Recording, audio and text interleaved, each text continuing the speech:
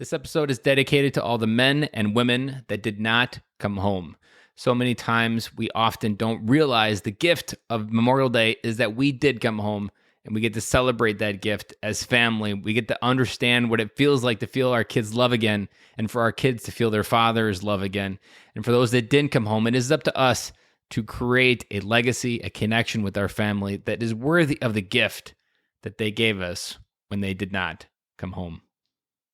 Dory 1, this is Fire Team Delta. Dad's coming home. Welcome to the Military Veteran Dad Podcast, where it is our mission to bring every dad home. I am your host, Ben Colloy. I'm a United States Marine veteran, husband, and a father. We will bring authentic conversations to inspire action in your life so we can close the gap between the dad you are today and the dad you want to be tomorrow. This is the Military Veteran Dad Podcast. Welcome back to Military Veteran Dad. This is episode 124, and on this special day, Memorial Day, we've got a special episode with a senior executive at USAA, a retired 35-year Navy Admiral, John Byrd.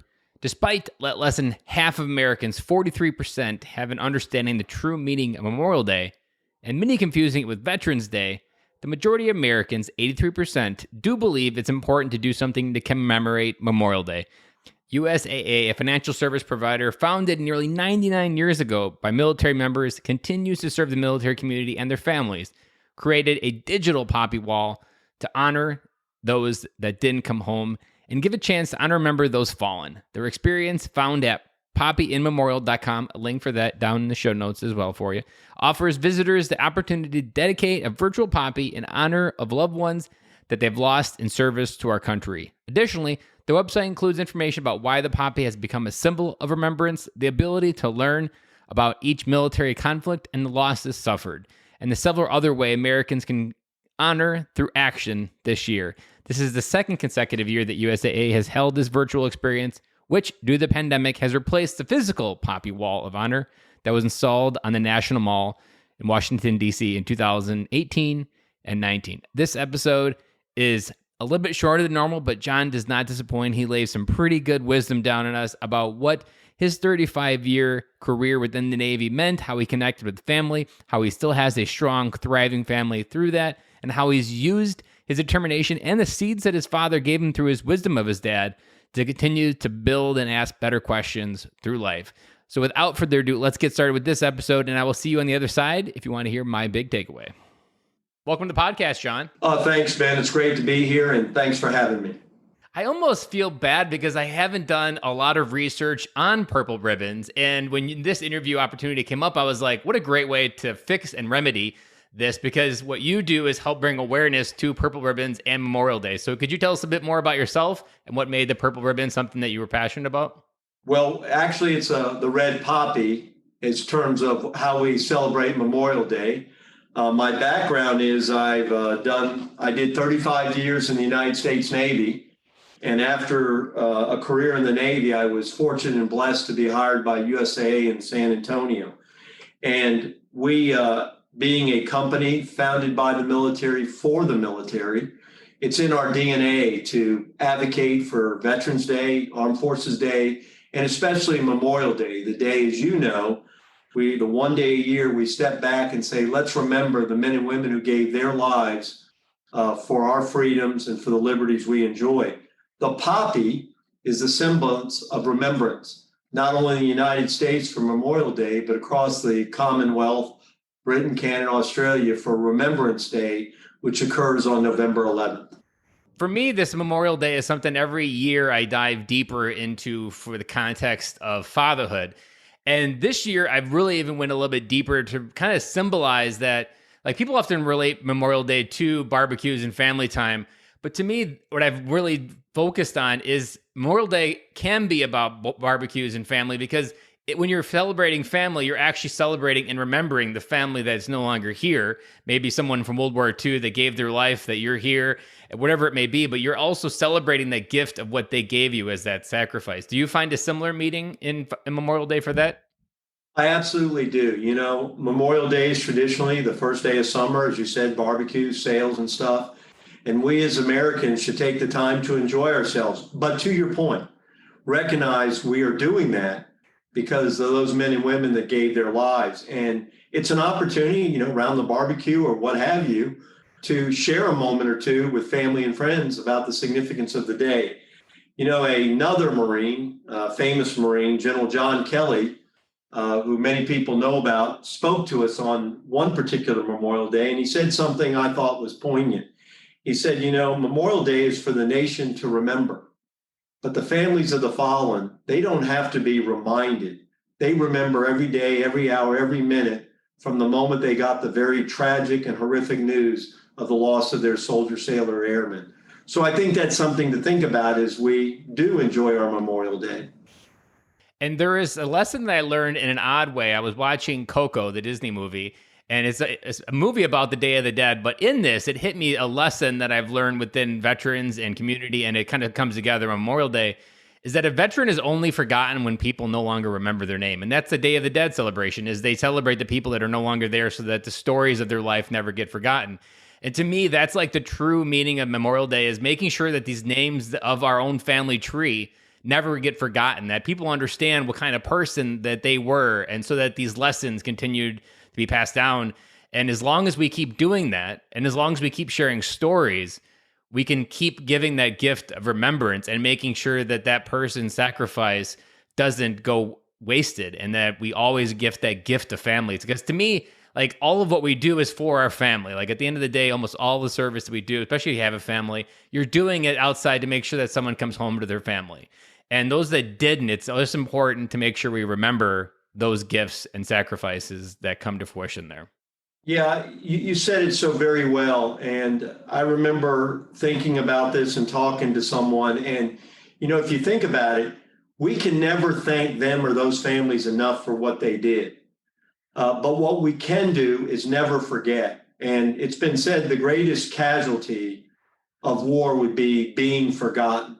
So we can't do that. And another thing that comes to mind is, they gave their lives, but the meaning of that gift is up to us to carry forward. And if we forget it, we kind of take away the meaning of the life. If we celebrate their heroic action and what they did for us, it adds meaning and value. So, one of the poems we talk about is In Flanders Field, which is why the poppy came about. But Monia Michaels wrote We Shall Keep the Faith. And the point being is we must continue to remember. And that's why we wear the poppy as that symbol of remembrance. And I love what you're talking about here, because USAA is helping add oxygen to this idea of remembrance and making sure, because the worst part and also the best part of Memorial Day is it is a commercialized holiday, but then there is this other layer that we all remember. Like, no one really forgets that Memorial Day is about the people that have fallen, but we don't really do enough time talking about adding that value to the story. And one of the things that I talk about a lot on the podcast is about the value of our story as a dad. And that one of the worst case scenarios is it's your funeral, your kids are there, and they learn from a friend a story about you. And that's the first time that they got to know their dad.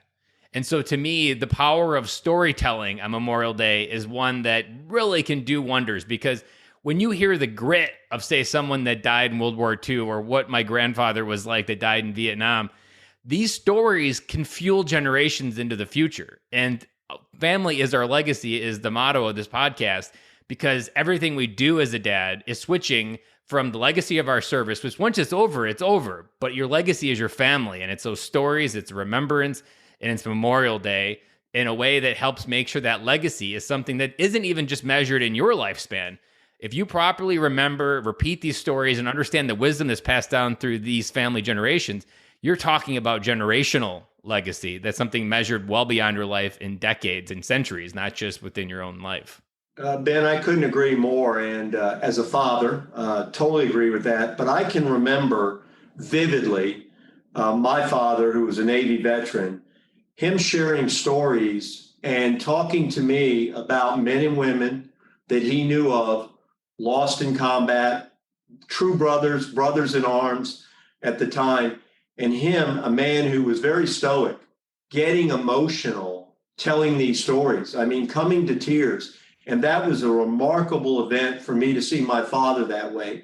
But to your point, it signaled to me in the strongest terms how important it was, how meaningful that service was, how significant the sacrifice is. And when your father passes that to you, you know, it's indelible. It sticks with you forever. So I think you're right about the storytelling of a father to his children, to his family, not only his own experience, but other experiences and the value he sees in that.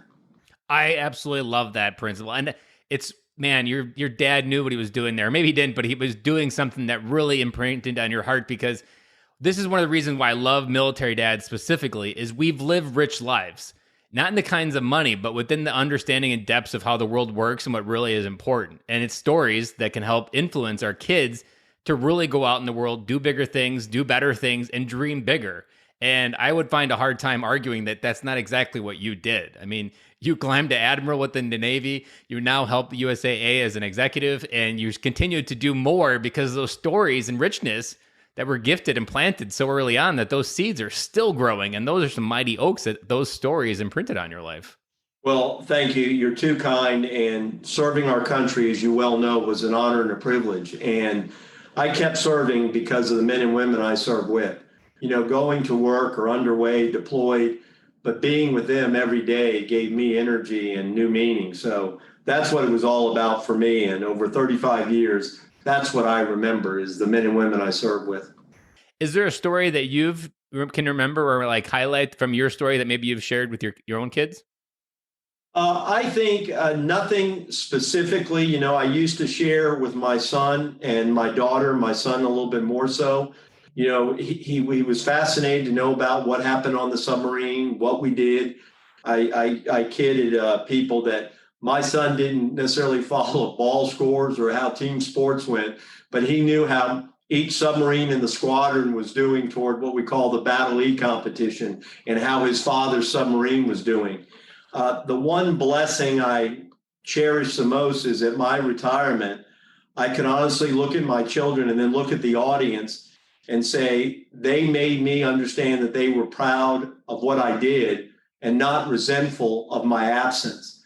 And so that to me was successful, very successful, in the sense that they saw that as a duty and a service to the nation, and the sacrifice that, you know, minor, albeit to them, me not being around was very important.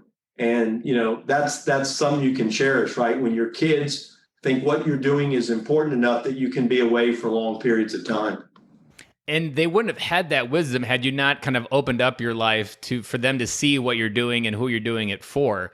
Because there is a admiral out there that crosses the retirement finish, and maybe for the first time he has an opportunity to finally get to know his kids. Like, there is the opposite side where people retire, and this is the very first time that like their kids are 18 almost, and they're like, okay, now I can go home and figure out what was going on. And it's important. And I really wanted to highlight what you were able to do there, because not everybody has that mindset, but you doing it in itself, I'm sure the people around you also had that example of family first versus the other mindset of work first. Yeah, we can't overlook that I married up and have an incredible wife of 40 years who's an even a better mom, who reinforced that very thing to our children when I was gone. So thanks for saying that to me, but she deserves probably about 95% of the credit. But just knowing that it's a team, knowing, communicating, like even just having a communication dialogue, not shutting down your life, not like creating a firewall. I mean, these are the things that almost prevent these people that are here in your life, like your spouse, to be supportive, that you need to be able to talk about things. You need to be able to share what's going on. And it's a team effort. And we often forget that as dad, because we feel like we need to have the weight of the world. I mean, you literally had the weight of the world on your shoulders as an admiral, and you still had to be humble enough to go home and ask for help, and to be able to understand what's really at stake when you don't have the world in your shoulders when you go home, and realizing you're not going to have all the answers in this building, but maybe in this other building I do. Well, again, my wife made it clear exactly who I was when I crossed that threshold. There was no doubt who was the real admiral in that family. But yeah, she kept me humble, and she kept me on the straight and narrow. So yeah, but I appreciate that. It's again, it was a wonderful experience to serve our country, as you know, and I'm thankful I had the opportunity. As a leader as an admiral, were there any like different sayings or principles that you often like to lead by and make sure that your officers under you understood about how to balance family and the military? Uh, I knew that I knew that if their family wasn't taken care of, if they didn't feel good about their family and their family situation, we're about to deploy. Is everything squared away at home? Do they have the help they need? I knew they could not serve well. They would be distracted. They could not focus on the mission. You cannot protect your country. You cannot serve your country if you're worried about your family. And so that meant we had to make sure we took the time to think about the family readiness, both before we left, and then again, we had a great spouse network that looked after each other, and we stayed in communication. And by doing that, I knew they would serve well. But the minute in my case, it was all men on submarines, was concerned about their family, they no longer were effective in doing the mission. So I'm interested to ask this next question because I think it's going to be a 50-50, but I want to hear your answer.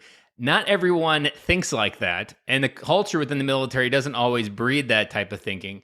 So is that more of your dad, or was there more of like an early leader in your life that gave you the wisdom and the mentorship to kind of reframe how you were becoming a leader? I think a little of both. I mean, my father certainly understand that in his career. It became clear to me that he always put family first. And by putting family first, it didn't mean he stayed at home. He went and did the job, but he didn't go do the job if everything wasn't where it needed to be on the home front. And then throughout my career, I was blessed with exceptional leaders who passed that along. And also, quite frankly, you serve 35 years, you have a family, you have kids, you kind of go together.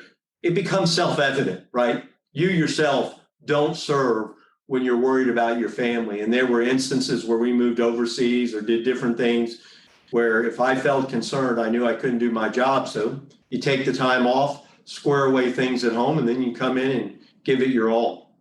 If there is an officer out there listening to this podcast that struggles with that, what wisdom would you share with that officer? I think they'd have to analyze why they're struggling with it. But I think if they're honest with themselves, they will agree with it. And then two, they have to be genuine and honest with their superiors if they have that situation. And I'll also be perfectly candid. I had many men and women working for me who could never get that balance because a spouse was challenged to deal with the separation, special needs, children, etc. And then the right answer for them was to leave the service. I mean, you can't sacrifice your family to serve your country. So if you can't rectify the situation, and in many instances you can, then you probably need to do something else, because I think the focus of your podcast is, we got to be fathers first. And so if whatever you're doing prevents you from being a father first, and that's a complex question, but we have to answer it, then you can't do it anymore, and you got to get on with being a father. So that's what I would give them as advice. What I hear in that is radical honesty with yourself, probably maybe for the first time in your military career, because there's a lot of dads that I've interviewed on this podcast where they were on their road to 20 because that's the common path and that's what you're told to do. And it's sold at this unicorn and rainbows place that once you cross it, your family's there, everything's going to be perfect. But there's people that realize that like year 12 and 13, like if I go to 20, they're not going to be here. Oh, exactly right. And I know too many tragic cases of just that. I know cases too where men and women have been married, done a full career, and literally days after retirement, there's a divorce. And you kind of got to ask yourself, what's that all about? I mean, is that really worth it? And the answer is, of course not. You did this incredible journey together. It should have made you stronger as a couple to enjoy those golden years, if you will, not break you apart. So that's not right. And you've got to work hard to prevent that, to reinforce that relationship so that doesn't happen. Then there's also a question that I've been using more and more of when I get stuck on a question or when I get stuck on what should I do, I always ask myself, what am I going to wish I did 20 years from now? And I think with that context, 20 years from now, even if you're collecting a government pension and maybe trying to find your next job or trying to find a way not to be bored, you're going to realize that 20 years in the future, I'm going to wish I spent more time with my kids. I mean, I've rewired my life as a stay-at-home dad during Corona, as a way that my kids are 9, 6, and 4. There's no way 20 years from now I'm not going to wish I made as much time as possible to be dad and just enjoy this moment as much as possible. And so I've dug in even deeper and really trying to figure out and rewire my psyche to make this possible, because I knew that these 10 years and below, like those are the years that every dad wants back, but nobody really tells you that until they're gone. And you're like, well, if someone would have told me that was going to be the way, I would have slowed down and paid attention. Well, that's not how life works always. Yeah, you're exactly right. I mean, you've kind of got to approach what you're doing with the end in mind. So draw the picture, write down what you want to see 20 years from now, and then ask yourself, what am I doing to ensure that outcome? And if it's a great relationship, a happy marriage, well-balanced, thoughtful, children and young adults, what am I doing now to ensure that outcome? And I think that starts to take care of itself if you're honest about those answers. So one more question, because you were in the Navy, you were also part of the submarine, so you were on deployments like for longer than times than just like a regular TAD. What was some of your best coming home advice to reintegrating to the family? Because this is one that's almost like a trip hazard. Like once you get past the initial honeymoon phase of the videos you always see on the news, then the real work begins. What's your piece of advice from that point of view? Yeah, I think that's a great thing to think about. Well, there's been a couple things we've talked about that do it. One is absolutely share what happened on deployment. Tell as much of the story. I mean, oftentimes it was classified, but we had port visits and the like. So share that. They're interested. And if you don't share in it, then they're not a part of that experience. And, that's relationship building. Similarly, review what they did. Find out what happened in their lives. Go back into detail. And your wife will be one discussion. Younger kids will be something different. Are there pictures they took, even though they shared them with you? Dig into that. And then one big thing is the family typically falls into a different routine when dad is not there. Mom, in the case of a man, or a female for a spouse, becomes, kind of the whole parent thing. And you've got to slide back into that slowly. You can't come in and say, this is the rule set. This is the way we're doing things. They've been doing it a certain way. And so it's kind of like taking over in any organization. Watch how it's going. It may be different than you were used to and different, and you want to make some adjustments, but watch it for a while. Don't disrupt the apple cart right away. And I think if you do all that and express great appreciation for what they did while you were gone, that will go a long way. Well, one, I want to just thank you for validating something that I've talked about a lot in the podcast, and I've kind of coined it as an empathy bridge of building a connection of what was life like while you're gone. Did you miss any arguments with a boyfriend that your teenager needed you there and you weren't there for? Were there issues with a girlfriend? Were there issues with bullies that you weren't there to have dad kind of walk you through that? And by each understanding what life was like, then you can meet in the middle on that bridge and move forward together. And the other, Alan, I'm wondering if this was something you had struggled with, that like when you came home, how much you really wished it was something as simple as changing the con on the submarine of like, okay, I'm here, let's change the con. He has the con now. But like, that's not how life works. And that's part of the downside of the military is it's so easy sometimes just to switch that command, even a 20-minute change of command ceremony. And you're like, man, why isn't it not like this, like within family? But it's more dichotomy. It's more just an integrated life within family than it is something as simple as a change of command. You're exactly right. And if your wife, like in my case, is doing a spectacular job, don't screw with success. There are things you can do that she'll want you to do. You don't necessarily need to disrupt the routine she's established. So you're absolutely right. Sharing those experiences will make the absence seem a lot less. And you're not going to share them all at once. It's going to be over a period of weeks and stuff. And really strange moments. Maybe while you're shaving, your son walks in, It's not a dedicated, let's sit at the table and share every moment while I was gone. It's sort of, something happens, something is referred to, and then you have that discussion, and that's powerful. I've just been started going on walks with just my oldest daughter who's 9, and like the amount of questions she's asking and just the curiosity to different things, like it's just kind of created this nice intimate moment where we can talk about a lot of different things. Like she's got some friend issues at school that she's working through. And those moments, like I have no idea where they're headed, but I'm positive those moments are creating. And there's something I talk about being there for the small things in life. So later in life, they bring you the big things. And it's important when you come home as a dad from those deployments to kind of catch back up on those small things, because those big things are going to happen. And even if you weren't there for the small things, you still want to try to make that deposit and connection that you can trust me with the small things, and I won't get angry, I won't get upset, and we can work on it together, because there's going to be big things in life, and you still want to be that trusted person, and you don't want to be resentful for the military or kind of taking away that trust when you still have the ability to be there for it. That's well said. And the thing you have to remember with children in particular is, there was this saying years ago about it's more about quality time. But remember, the children often pick the quality time. And it may not be what you think it is, right? It may not be that trip to the zoo. In fact, it may be a walk with dad, just me and dad. One of my very first things I started preaching in the podcast was kids spell love Time. And you can make a deposit with time in as little as 10 minutes and change their world the entire day.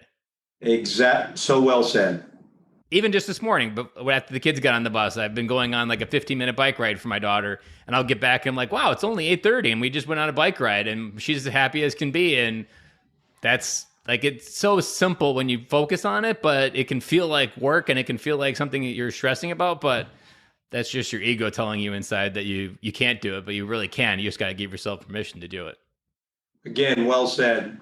Good advice, Ben. Very good advice. Well, John, I really appreciate you sharing your story of remembrance and the poppy and Memorial Day message that you have with us today, and just your dad's story of what it could do for other dads out there, because I think you are an inspiration to other people that are looking for career-minded military careers, and being able to know that like you can have family with you at the top and at the end and still thrive through that process, and that it's not just this one or the other, but you've got to have that radical honesty of, do you have everything in order at home so that you can do it? And if you don't, then it's not something worth writing that check for, because you never get another chance to get it back. Well, thank you, Ben. Thank you for your time and sharing your story. And thank you so much for doing such a great podcast. I really appreciate you thinking about the importance of military dads, veteran dads, and helping out. That's wonderful.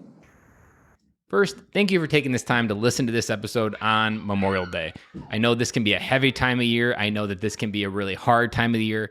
Know that you are not alone, that your brothers are out there feeling some of the same things that you are. I encourage you to reach out to a battle buddy, someone that you know or you haven't talked to in a while that might be suffering from some of the same feelings that you do. There is a lot of growth that can happen when you find that shared misery of that pain that you're going through. Because when you feel in your heart that you're not the only one going through what you're going through, that feeling that can just leave you with this feeling of being free of the burden that you might be carrying, the pressure that you might be feeling, or just the heaviness of what you've got going on. So my big takeaway from this episode is kind of an overarching one, where it was very validating to hear John come on the podcast and talk about his 35-year military experience and kind of tell me essentially that what we put together here in this podcast, the things we talk about, the principles that we've defined, they're all really part of the military transition. Now, for me, if you've been listening for a long time, you know that I didn't have a family in the military. I didn't actually have any experience coming home with military family. And I've learned what I've learned through interviewing other military families and dads on this podcast. And this podcast episode with John really validated the whole overarching meaning, and that what John talks about has been validated by dad by over and over and over again, that what we do here within family, within the military, it all matters. But as we focus on what we leave behind, you can see how John's life has unfolded in a way that continues to impact his kids and his legacy of family first, even while going through a 35-year military career and having to make hard choices. But then I love that advice where he tells the officer or the enlisted person listening to that, find that question, is this the right time? What is the true cost of staying?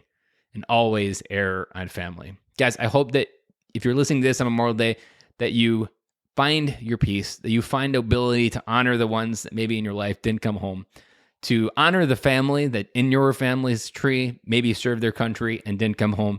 That is the best way that we can memorialize the people that didn't come home. And if you didn't hear my Fatherhood Friday from last week, I read a blog post that I did over on City Dads group of what means to me for Memorial Day, and it speaks to civilian and non-civilian if you're listening to this as well. There is a link for that in the show notes on that Fatherhood Friday if you want to go check out that blog post. Guys, have an amazing week. I hope that Memorial Day was everything that you hoped it would be and you had some great connection with family, and I'll be back again to talk to you on Friday.